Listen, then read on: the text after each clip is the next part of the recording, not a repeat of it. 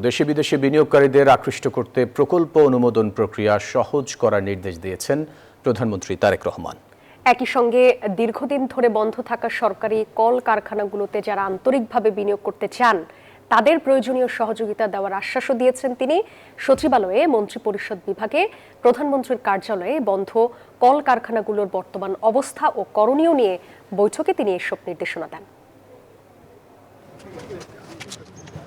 সচিবালয়ের মন্ত্রিপরিষদ বিভাগে বস্ত্র ও পাট মন্ত্রণালয়ের আওতাধীন বন্ধ কলকারখানাগুলোর বর্তমান অবস্থা ও করণীয় নিয়ে সংশ্লিষ্ট মন্ত্রণালয় এবং দপ্তরের কর্মকর্তাদের সঙ্গে বৈঠক করেন প্রধানমন্ত্রী। বন্ধ সরকারি কলকারখানায় বেসরকারি বিনিয়োগ বাড়াতে ঋণ প্রাপ্তি সহজ করার উপর গুরুত্ব আরোপ করেন তিনি। এ বিষয়ে সংশ্লিষ্ট মন্ত্রীদের দ্রুত কার্যকর পদক্ষেপ নেওয়ার নির্দেশ দেন। দেশি বিদেশি বিনিয়োগকারীদের আকৃষ্ট করতে প্রকল্প অনুমোদন প্রক্রিয়া সহজ ও সময়োপযোগী করার নির্দেশ দেন তারেক রহমান।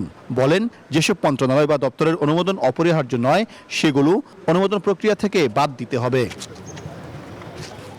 এদিকে প্রধানমন্ত্রীর সঙ্গে শিক্ষার উন্নয়ন নিয়ে বৈঠক করেন শিক্ষামন্ত্রী, প্রতিমন্ত্রী ও সংশ্লিষ্ট কর্মকর্তারা।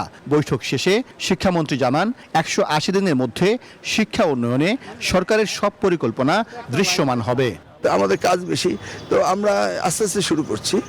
আমাদের কাজগুলো আস্তে আস্তে দেখতে পাবেন। আমাদের টাইম বললে 180 ডেজ প্রোগ্রামের ভিতরে আমরা শেষ করব, এটা হলো টাইম। কিন্তু আমি চাচ্ছি আমরা আগে আগে করতে।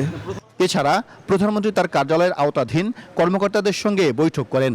আর পবিত্র ঈদুল আজহা নিয়েও ধর্মমন্ত্রী ও সংশ্লিষ্টদের সাথে বৈঠক অনুষ্ঠিত হয়। সাইফুল ইসলাম, নিউজ 24, ঢাকা।